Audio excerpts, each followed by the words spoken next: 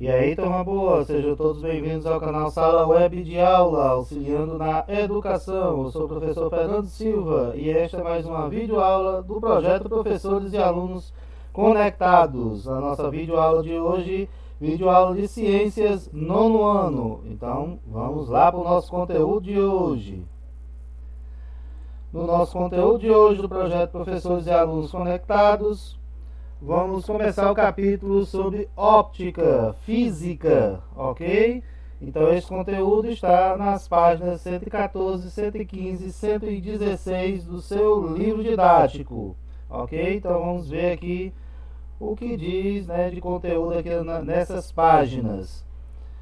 Tópico 1, conceitos introdutórios da óptica, ok? Então nós temos aí raios de luz e fontes luminosas.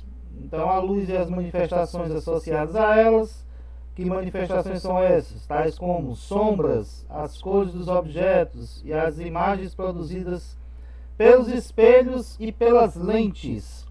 Tudo isso são estudados por uma área da física denominada óptica. Esse capítulo é sobre esse tema. Então, a óptica é uma área da física, a ciência física, ok? Então, a ciência é dividida em três partes: física, química e biologia.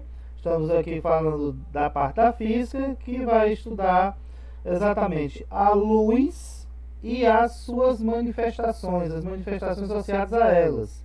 Ou seja, manifestações como sombras, cores, imagens produzidas em espelhos e lentes. O Sol, a chama de uma vela e uma lâmpada acesa são exemplos de fontes luminosas. Ou seja, o que são fontes luminosas? São corpos que emitem luz própria, ok? Fontes luminosas, emitem luz.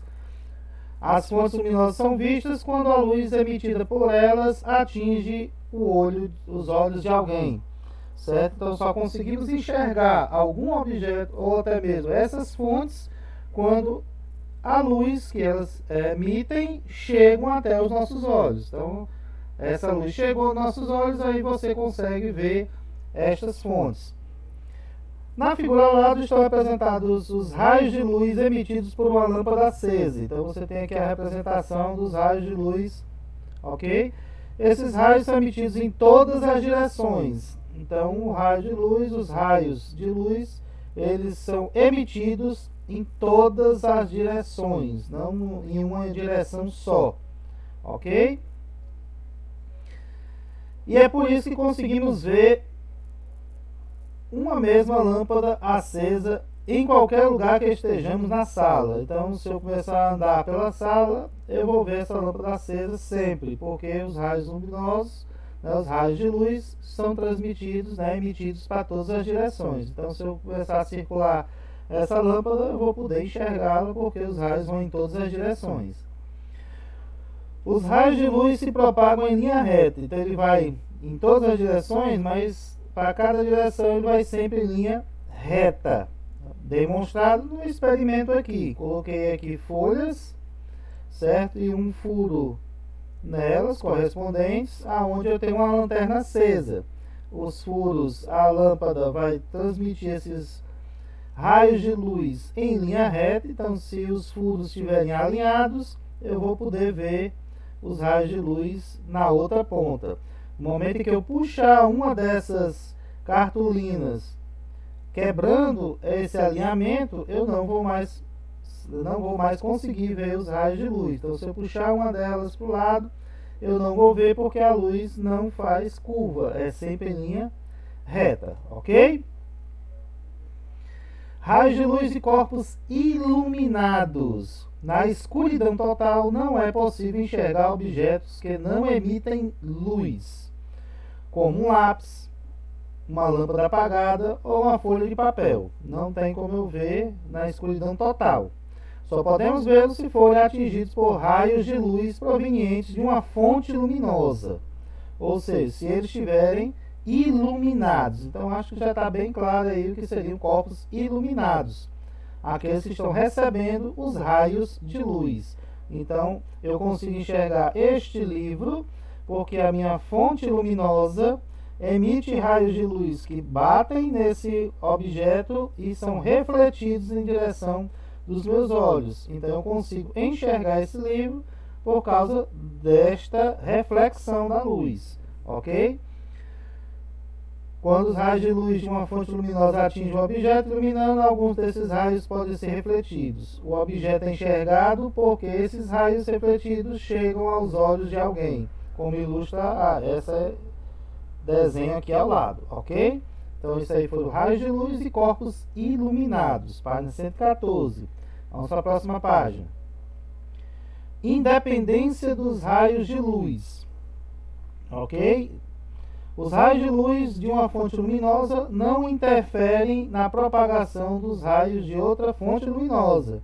Um não vai cortar o outro, ainda que o caminho de ambos se cruzem. Então, se eu tenho uma fonte, os raios de uma fonte com raios de outra fonte, eles passam um pelo outro e não interferem em nada na propagação de um no outro, ok? Então, isso é conhecido como princípio da independência dos raios de luz. Mesmo que eles se cruzem, os raios de uma fonte luminosa não vão interferir na propagação dos raios de outra fonte luminosa.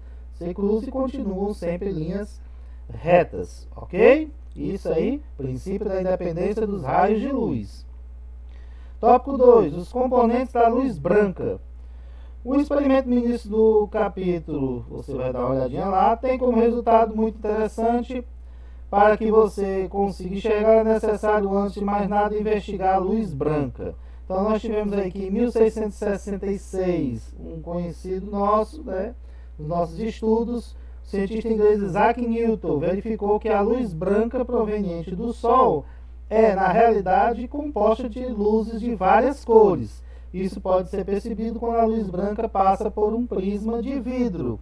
Você tem aí a primeira figura aqui da sua esquerda, certo? Aqui no cantinho, um prisma, a luz branca, ela é quebrada em várias outras cores, certo? Isso aí que a gente chama, né? Nessas condições você tem a decomposição da luz branca em várias cores, que na natureza você tem como exemplo o arco-íris. A luz branca é quebrada, não num prisma, como está aqui, mas aqui no arco-íris, aqui a terceira figura para baixo, né? A luz branca é quebrada nas gotículas de água na atmosfera. E aí a luz branca é quebrada em várias cores, naturalmente chamada aqui de arco-íris, ok? Embora popularmente se diga que o arco-íris tem 7 cores, certo? O arco-íris é formado por 7 cores: vermelho, alaranjado, amarelo, verde, azul, anil e violeta. Na realidade, ok? Na realidade ele tem inúmeras cores distintas, que incluem muitos tons de vermelho. Mas você, eu estou vendo só um vermelho, mas na verdade são vários tons de vermelho, um coladinho do outro, vários tons de alaranjado, vários tons de amarelo, verde, azul e assim por diante, ok? Mas você consegue destacar essas 7 cores principais, mas na verdade é formado por inúmeras cores distintas, em vários tons, mais escuro, mais claro, ok? Quando todas essas cores atingem simultaneamente o olho humano, elas provocam a sensação visual da luz branca. Então a mistura dessas cores no nosso olho vai nos dar a sensação de que essas luzes, na verdade, são visual de luz branca. Ok? Mas na verdade estão chegando vários feixes de várias cores. Mas a mistura delas dá a cor branca. Ok? Para demonstrar isso, Newton pintou um disco com as cores do arco-íris. Nós temos aqui a figura do meio, certo? Nós temos aqui agora a figura do meio. E colocou em rotação rápida, nesse experimento que ficou conhecido como disco de Newton, certo? Então ele pegou um disco, dividiu igualmente em partes e colocou as cores do arco-íris. Ao girar em alta velocidade, quanto mais rápido eu ia girando, mas você tinha noção de que essas cores iam se misturando até chegar numa velocidade tal que o disco ficou totalmente branco, ok? Então esse experimento ficou conhecido como disco de Newton, aonde pelo movimento enganou os nossos olhos, fazendo com que todas as cores chegassem no nosso olho e nós tivéssemos a sensação visual da luz branca, ok?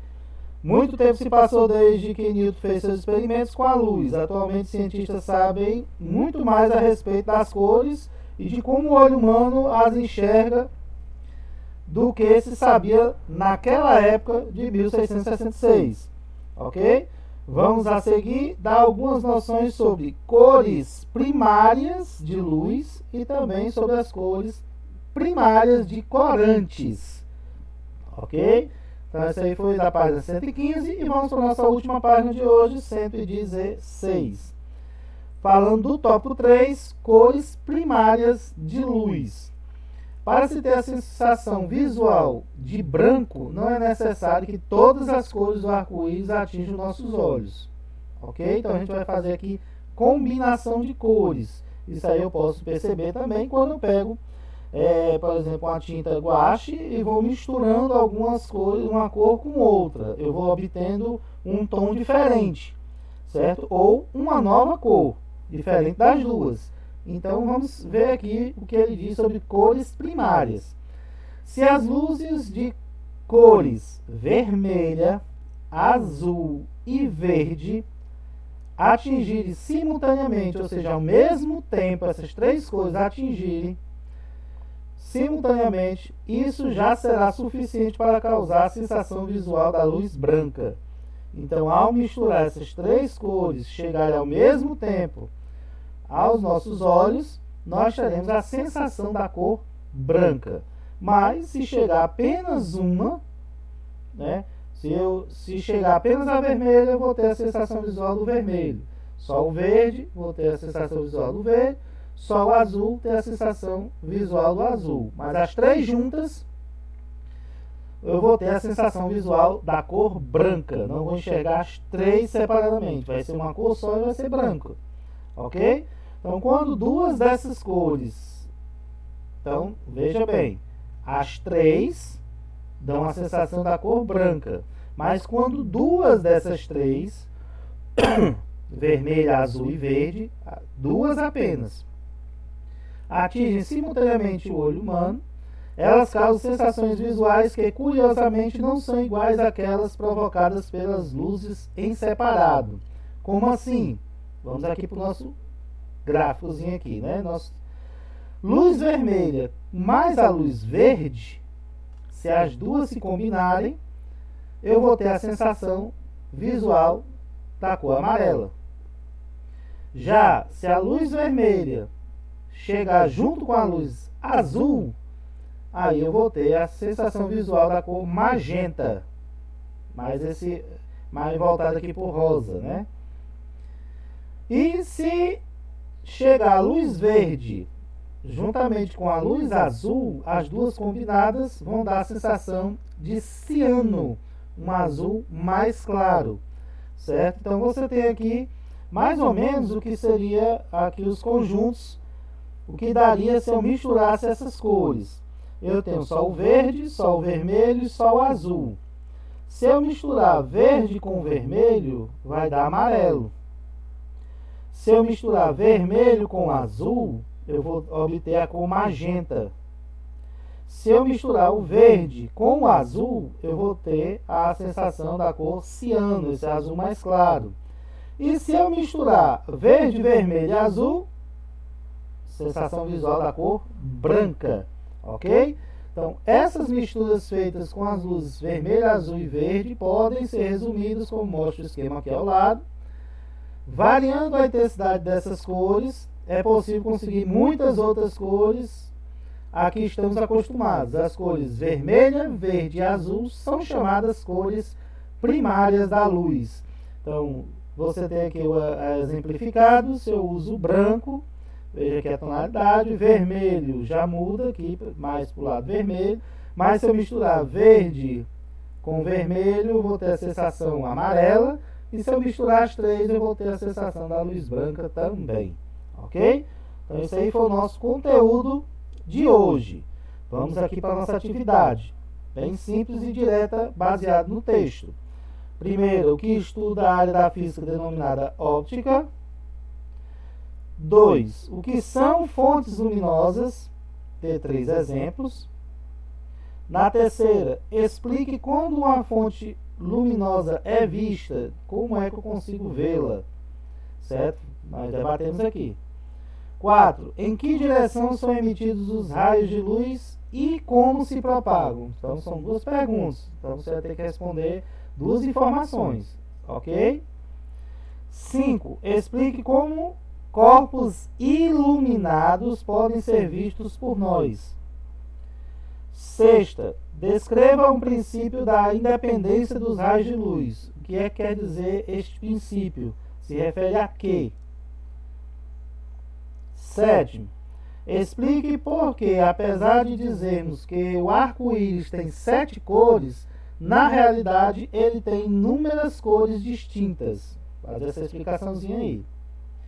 8. Explique o que acontece no experimento de Isaac Newton chamado disco de Newton, que serve para demonstrar a chamada sensação visual da luz branca. Então, o que é que Newton fez nesse experimento e no que resultou, ok? Na 9ª, complete corretamente as combinações de luz com a sensação visual correspondente. Então, você vai escrever aqui a luz verde com a luz azul, dá igual a sensação visual de qual cor, e assim por diante. E na 10ª, quais são as chamadas cores primárias de luz, ok? Então, essa aí foi a nossa atividade, esse aí foi o nosso conteúdo de hoje, ok? Você encontra esse conteúdo nas páginas 114, 115, 116 do seu livro didático. Essa foi a nossa videoaula de hoje. Deixa aí seu joinha se você curtiu aí o conteúdo. Se inscreve no canal se você já não é inscrito ainda. Ative o sininho das notificações para ficar sempre ligado com todos os nossos conteúdos a serem postados mais adiante. Revisões, correções de atividades, explicações de avaliações e tudo mais. Vamos ficando por aqui e até a nossa próxima aula.